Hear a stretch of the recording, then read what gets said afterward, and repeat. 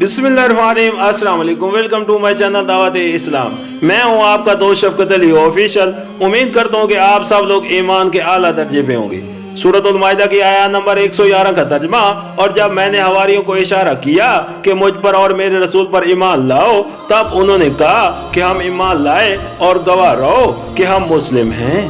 सूरतुल माइदा आयत नंबर 127, यानी हवारियों को तुझ पर ईमान लाना भी हमारे फजल और तौफीक का नतीजा था, वरना तुझ में तो इतनी ताकत भी न थी कि उस जुटलाने वाली आबादी में एक ही तस्दीक करने वाला अपने बलबूते पर पैदा कर लेता। ज़िम्नन यहाँ भी ये बता दिया कि हवारियों का असल दीन इस्लाम था, न कि ईसाइयत। सूरतुल माइदा के आयत नंबर 112 का तर्जमा।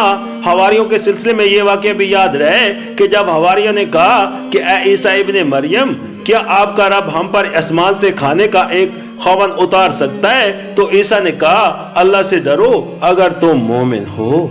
सूरतुल माइदा आयत नंबर 128, क्योंकि हवारियों का जिक्र आ गया था, इसलिए सिलसिला कलाम को तोड़कर जुमला मुतरज़ा के तौर पर यहाँ हवारियों ही के मुतल्लिक एक और वाक़े की तरफ इशारा कर दिया गया, जिससे ये बात साफ ज़ाहिर होती है कि मसीह से बराह रास्त जिन शागिर्दों ने तालीम पाई थी, वो मसीह को एक इंसान माज एक बंदा समझते थे और उनके वहमो गुमान में भी अपने मुर्शिद के खुदा या शरीक खुदा या फर्जंदे खुदा होने का तस्वर न था।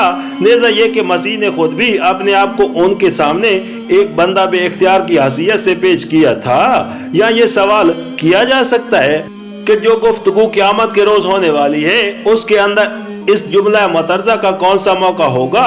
उसका जवाब ये है कि ये जुमला मुतरज़ा इस गुफ्तगू से मुतल्लिक नहीं है जो क़यामत के रोज होगी, बल्कि उसकी इस पेश की आकाश से मुतल्लिक है जो इस दुनिया में की जा रही है। क़यामत की उस होने वाली गुफ्तगू का जिक्र यहाँ किया ही इसलिए जा रहा है कि मौजूदा जिंदगी में ईसाइयों को उससे सबक मिले और वो राह रास्त पर आए।